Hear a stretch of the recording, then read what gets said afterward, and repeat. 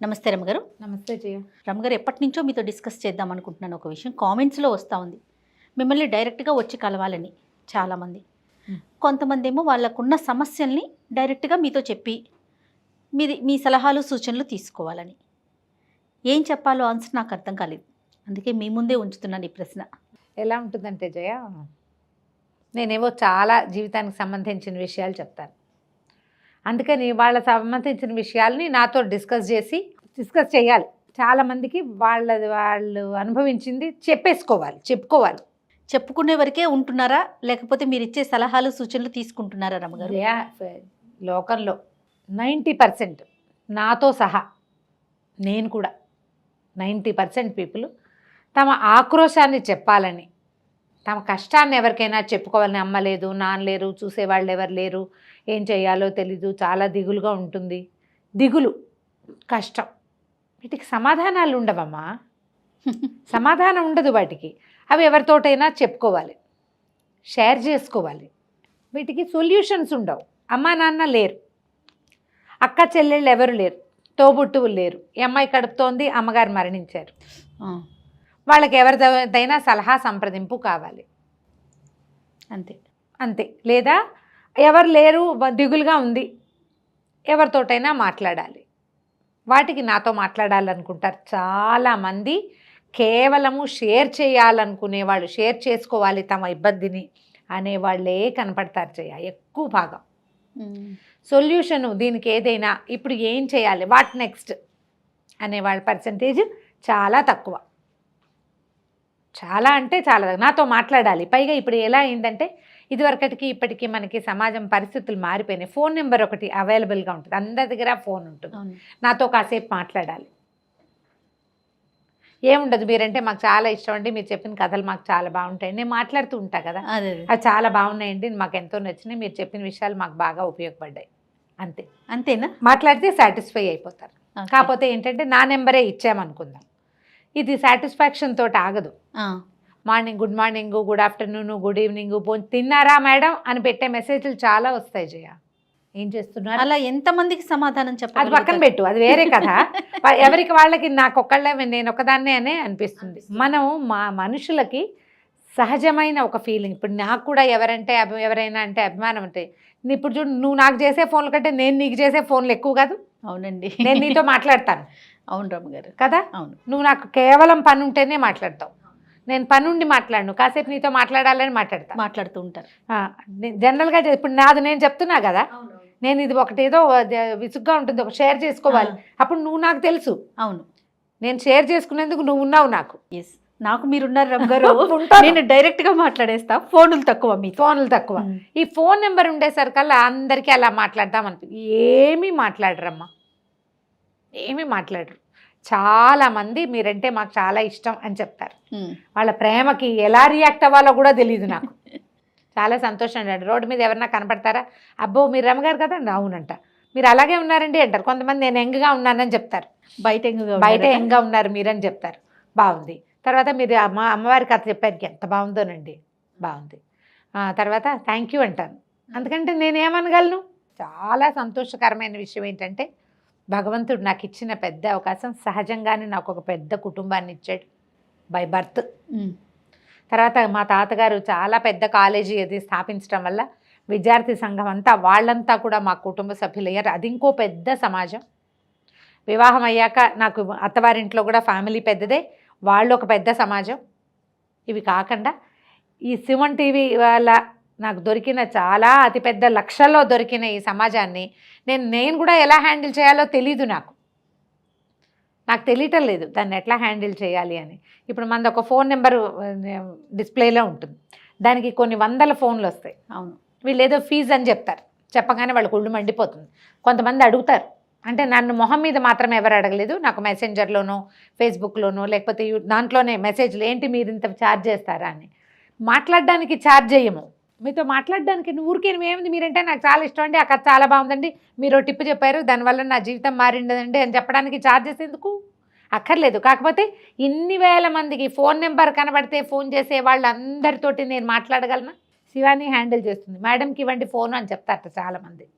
ఇవ్వండి అంటే నేను దొరకద్దు తనకి. నాకు వర్క్ ఉంది, చేతి నిండా పనులున్నాయి. ఈ చేతి నిండా పని చేయడానికి నేను బోల్డ్ అంత చదవాలి, చదువుకుంటూ ఉండాలి కదా. మరి కాలక్షేపం చేయడానికి నాకు పెద్ద అవకాశం లేదు, లేదు. ఇల్లు వాకిలి ఉన్నాయి, అటు ఇటు కూడా కుటుంబాలు ఉన్నాయి, పెద్దవాళ్ళు, మనం చూసుకోవాల్సిన వాళ్ళు, మాట్లాడాల్సిన వాళ్ళు, పని చేసి పెట్టవలసిన వాళ్ళు కూడా ఉన్నారు. నా సొంతంగా కూడా నాకు అనారోగ్యమో, విసుగో, చేతకంతనమో ఏజ్ని బట్టి నాకు కూడా వస్తాయి కదా. ఇన్నిట్లలో ఎవరితోటైనా మాట్లాడేసేయటానికి సాధ్యపడదు కదా, అది కొంచెం కష్టమే. ఇప్పుడు నాలాంటి పొజిషన్లో ఉన్న వాళ్ళందరికీ కష్టమే. మీరు ఎవరితోటి మాట్లాడంటే మాట్లాడతాను నా అవసరానికి, నాకు పనులు ఉన్నప్పుడు మాట్లాడుకోవాలి కదా, నాకు కూడా కాలక్షేపం కావాలి, అది తప్పదు కదా. కాకపోతే అందుకని ఏం చేస్తాను, ఎక్కడైనా కనపడితే కొంతమంది ఫోన్ నెంబర్ అడుగుతారు చేయ. ఇవాళ నేను ఏకంగా ఇలా వీడియోలోనే ఈ మాట ఎందుకు ఇంత క్లియర్గా చెప్తున్నాను. ఇంతకుముందు కూడా చేశాం మనం ఇట్లా ఒక మాట చెప్పాను అప్పుడు కూడా. ఎవరైనా మీ ఫోన్ నెంబర్ ఇవ్వండి, కనపడతారు, ఫోటో తీసుకుంటారు, అడుగుతారు మీ నెంబర్ ఇవ్వండి మీతో మాట్లాడాలంటే. అమ్మ ఫేస్బుక్ మెసెంజర్లో కలుస్తాను, మీరు ఇవాళ మెసేజ్ పెడితే 2-3 రోజుల తర్వాత అయినా నేను ఆన్సర్ చేస్తాను, ఓ వారం తర్వాత అయినా సరే ఖచ్చితంగా. నాతో మెసెంజర్లో ఎంతమంది కనెక్ట్ అయి ఉన్నారో. కాకపోతే నేను అప్పుడే చెప్తా, నాకు గుడ్ మార్నింగు, పండగ విషెస్ పెట్టద్దు. మీ గుడ్ మార్నింగ్లకి నేను రియాక్ట్ అవ్వను, రెస్పాండ్ అవ్వను, అవన్నీ చేయలేను, నేను హ్యాండిల్ చేయలేను, అంత సమయం లేదు నాకు. పిఏ ఇక్కడ ఆఫీస్లో ఉంది, ఇంటి దగ్గర పిఏ ఉండదు. ఆఫీస్లో పర్సనల్ అసిస్టెంట్ ఉంది, నా ఫోన్లో హ్యాండిల్ చేయడానికి ఉంది. నా చేతిలో ఉండే నా ఫేస్బుక్ని హ్యాండిల్ చేయరు కదా ఎవరు, నేనే చేయాలి. అందుకని మెసెంజర్లో అందరికీ ఓపెనే అది. కాకపోతే నాకు కొత్తగా ఇవాళ ఈ మధ్య తెలిసింది ఏంటంటే, అందరూ పెట్టే మెసేజ్లు మెసెంజర్లో నాకు రావట్లా. ఎందుకని రమ్మగారు, స్పామ్లోకి వెళ్ళిపోతున్నాయి, అవి స్పామ్లోకి వెళ్తున్నాయి. నాతో అసలు టచ్ లేని వాళ్ళు, ఐ మీన్ అంటే ఎలా, మీ కాంటాక్ట్స్ లేని వాళ్ళు, కాంటాక్ట్స్లో లేని వాళ్ళు, ఫేస్బుక్లో నాతో కనెక్ట్ కాని వాళ్ళు మెసెంజర్లోకి వస్తే ఇదివరకు నాకు కనపడుతుండే వాళ్ళు అనుకుంటున్నాను. మొన్ననే నేను తెలుసుకున్నా, ఎందుకంటే నేను 5 శ్లోకాలు నాకు మెసెంజర్లో పెట్టండి నేను పంపిస్తానన్నా, నేను 696 మందికి మొన్ననే లెక్క పెట్టా, 696 పీపుల్కి నేను స్వయంగా మీనాక్షి పంచరత్నాలు చదివి పెట్టా జయ. ఎవరు రాలేదంటున్నారా? వాళ్ళు వచ్చిన వాళ్ళు వచ్చేసింది. రైట్. ఈ స్పామ్లో మొన్న స్పామ్ ఇదంతా మా వాడు ఓపెన్ చేసి చూపించాక ఓ 30-40 మంది మళ్ళీ కనెక్ట్ అయ్యారు, మళ్ళీ వచ్చారు, అందులో ఉన్నారు. ఈ శ్లోకాల కోసం అడుగుతున్న వాళ్ళు. వాళ్ళకు కూడా ఇంకో వారం పోయాక చేస్తానమ్మా, వాయిస్ బాగుండలేదు, ఆ పాత రికార్డింగ్ ఎక్కడ పడిపోయిందో, చాలా రోజులు అయిపోయింది కదా, అవును, మళ్ళీ రికార్డ్ చేసి పెడతా. ఈసారి ఇంకో రకం, ఒక పబ్లిక్ ఫిగరు, జనాల్లో అందరికీ కనపడే వాళ్ళతోటి మాట్లాడాలి అంటే చిన్న చిన్న విషయాలు. ఇప్పుడు చూడు, ఆఫీస్కి వస్తున్నాయా, ఆఫీస్ ఫోన్కి మెసెంజర్లు, అమ్మాయిలు ఏం చేస్తున్నారు, మాట్లాడే అమ్మాయి ఇప్పుడు శివాని మాట్లాడుతోంది, మీరు మెసేజ్ పెట్టండి మేడం దగ్గర నేను ఆన్సర్ ఇస్తూ ఉంటారు కదా అమ్మగారు, మీరు ఇస్తానా ఈ రిప్లై. నన్ను అడిగే విషయాలు ఏమిటమ్మా, ఆలోచించద్దా, మొటిములు వస్తున్నాయి ఏం చేయాలి, ఇది నన్ను అడగాల్సిన ప్రశ్న. నేనేం చెప్తున్నాను, మరి మీరు ఏం అడుగుతారు, నేను ఎలాంటివి చెప్పగలను? మొటిములు వస్తే దానికోసం నన్ను అడగాలా? ఎన్ని రకాల మార్గాలు లేవు అసలు. మొటిములకి వాటికి మనం చేసింది ఏం లేదు. నేను వెయిట్ ఎక్కువగా ఉన్నాను, ఏం చేయాలి, నన్ను అడగాల్సింది. నీ అంతటి నువ్వు చేసుకోవాలి. ఏదో ఫలానా వ్రతం చేసాం, అది కూడా ఇప్పుడు ఓపెన్గా చెప్తున్నమాట. 7 శనివారాల వ్రతం చేశాము, ఉద్యాపన చేయడానికి ఏం చేయాలి, 7 శనివారాల వ్రతం నేను చెప్పలేదు కదా, మీరు ఎవరినో చూసి తెలుసుకున్నారు. వాళ్ళు ఎలా చెప్తారో అలాగే చేసుకోవాలి, నేనేం చెప్తాను దానికి. ఇప్పుడు నేను చెప్పిన విషయం శ్లోకాలు చదువుకోండి అని చెప్పాను, నన్ను అడగండి నేను చెప్పగలుగుతా. ఇలా ఏంటంటే మీరు ఏ ప్రశ్నకైనా సమాధానం నా దగ్గర లభిస్తుందని అనుకోకూడదు. నా దగ్గరికి అది ఎవరి దగ్గర లభించదమ్మా. కొంతమంది కొన్నే చెప్పగలుగుతారు. నాది పర్సనల్ నెంబర్ కాకుండా ఇంకొక ఆఫీస్ నెంబర్ నా దగ్గర కూడా ఉంటుంది కదా రమ్మగారు. అందులో ఒక ప్రశ్న, భార్యాభర్తల సమస్యల మీద, వాళ్ళిద్దరి మధ్య వచ్చే ఇష్యూస్ మీద టాపిక్ చేయండి. ఆల్రెడీ మేము చాలా చేసామమ్మ, ప్రతి గెస్ట్తో చేస్తాము, మీతో చేయమని అడిగారండి. రమ్మగారితో చాలా మనం చేసేవే అవి కదా రమ్మగారు. నేను ఎక్కడా చూడలేదండి, మీరు మళ్ళీ చేయండి అని అంటారు. దానికి ఏం సమాధానం, ఎలా చేస్తాం, ఏం అంటే వాళ్ళు ఏం ఎక్స్పెక్ట్ చేస్తున్నారు అనేది అర్థం కాలే నాకు. అలాంటి ప్రశ్నలు మేము అడిగినా కూడా వీళ్ళు చెప్పలేదు, చేయట్లేదు, ఇప్పుడు సమాధానం రాలేదు, ఆ ఫోన్ తీయలేదు, వాళ్ళ యాటిట్యూడ్ అని మీరు చార్జ్ చేస్తారా? సమాజ సేవ, ఇంతకంటే సమాజ సేవ ఉందా? ఇంతకంటే సమాజ సేవ చేస్తారా? ఎవరైనా చేయగలరా? అసలు ఎవరు చేయలేరు. ఇదే చాలా పెద్ద సమాజ సేవ. నాతో పర్సనల్గా మాట్లాడంటే మీరు ఎవరు మీ టైము ఇంకొకళ్ళకి ఇస్తారో చెప్పండి కదా. మీరు ఒక్కరే కాదు కదా, ఒకళ్ళు కాదుగా. ఇప్పుడు నా పిల్లలు అనుకో, నాకు 2 పిల్లలు, నా పిల్లలిద్దరికి నేను సమయం ఇస్తాను. దీంతో పాటుగా మన చుట్టాల్లో పిల్లలు ఎవరికైనా, పైగా ఇంకొకళ్ళు ఉన్నారు, ఇంకో రకం ఏదో మెసేజ్ పెడతారమ్మా, మెసేజ్ అడుగుతారు, ఈ సమయం దీనికి ఏం చెయ్యాలి అని. అమ్మ ఇలా చేసుకోండి అని చెప్తే ఇంకా వాళ్ళు వదలరు నన్ను. అన్నిటికీ నేనే చెప్పాలి, ప్రతిదీ నన్నే అడగాలి. నేను దొరుకుతున్నానని అంత వాడేయకూడదు కదా. నేను దొరికానని వాడేయటమే జయ. ప్రతి ఎవ్రీ డే నాతో చాట్ చేయాల్సిందే. మీకు ప్రీషియస్గా ఒకటి దొరికితే నేను కొంతమందికి షార్ప్గా చెప్పేస్తా జయ, తర్వాత అనిపిస్తుంది అయ్యో ఉసురు అనిపిస్తుంది, ఇలా అనకుండా ఉండాల్సింది నేను అని. మీకు నేను దొరికాను, నన్ను అడగాల్సిన విషయం, అడగక్కర్లేని విషయం. అసలు మీ అంతటి మీరు ఏది నేర్చుకోరా, ఆలోచించరా? ఆలోచిస్తారా? ఆలోచించరా? ఎందుకు ఆలోచించట్లేదు ప్రజలు? నాకు అర్థం కాదు. నేను అసలు ఈ ముఖత నాకు అడగాలని ఉంటుంది ఈ మాట. మన జీవితం మనం ఏదో నేర్చుకున్నాం, మనకు యూట్యూబ్లో ఒక సమాచారం తెలిసింది, దాని మీద నువ్వు ఫర్దర్గా ఎందుకు ఆలోచించవు? బ్రెయిన్ వాడవా? అదేగా 100 సార్లు చెప్తాను నేను. నీ అంతటా నువ్వు చెయ్యి, నీ ఇంట్లో ఉన్న పద్ధతి చెయ్యి. ఇంట్లో పెద్దవాళ్ళు ఇంట్లో పద్ధతి, పెద్దవాళ్ళని అడుగు. పెద్దవాళ్ళు కూడా, మా అత్తగారు కూడా మిమ్మల్ని అడగమన్నారండి అంటే పోనీ బాగానే, అత్తగారిని అడగరు. పైగా ఇంకొక కొత్త ప్రశ్నలు. నాకు ఇది కూడా నవ్వొస్తుంది. మా పిరిమావు గారు పోయారండి, మా ఇంట్లో పండగలు అవి లేవు, మేము చేసుకోవచ్చా? ఏం మాట అది?